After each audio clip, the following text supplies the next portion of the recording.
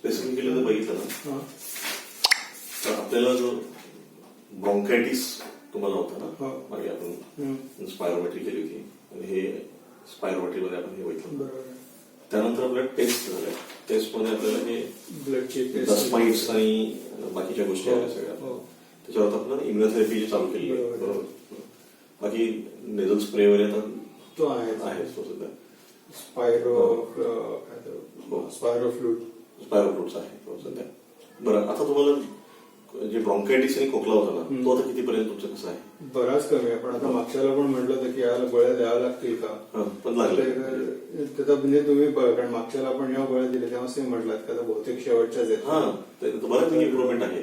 आता जसं मी बघितलं ना हेटरबेट्स जे अँटीन असतात त्याच्यामध्ये आता रेग्युलेशन असल्यामुळे फक्त जरा डीएनएस आहे ना ते एक आपण बघूयात. आणि स्नोरिंग किती प्रमाणात कमी वाटतं तुम्हाला पहिल्या लक्षात? नाही, बऱ्याच कमी झाले. बरंच कमी. म्हणजे स्लीप जी लागते ती साऊंड स्लीप होते. साऊंड स्लीप होते ना. आता आपल्याला त्याच्यासोबत कोमॉर्बिड ओबेसिटी असते ते थोडासा आपल्याला थोडंसं कमी करायला हेल्प. कारण त्याच्यामुळे पण होतं ते लॉंग टर्म मध्ये जेव्हा ते इथलं मेन आहे अर्थात पण त्याच्यात ते कॉम्प्रेशन नाही. आता जरी पर्सेंटेज कमी झालं असेल आणि हे जर वाढत गेलं ना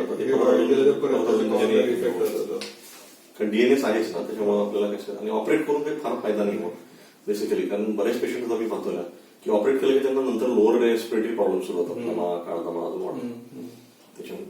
आणि काही ज्या बेसिक प्रिकॉशन्स मध्ये आपण जसं म्हणलं होतं ना की डस्ट माइट्सला ते आहे तांदूळ नाही उन्हात वगैरे ठेवणे, डस्ट माइट्सला बेड वगैरे असतात ना उन्हात टाकणे किंवा डस्टिंग करण्यापेक्षा व्हॅक्युम क्लिनर आणि तुमचं हे पण साधारणतः 5-6 महिन्यात त्यांना बोलवून ते सगळं म्हणजे आपण वेट क्लिनिंग म्हणतो तसं करून चांगलं प्रिकॉशन घेतलंय तर बराच फायदा.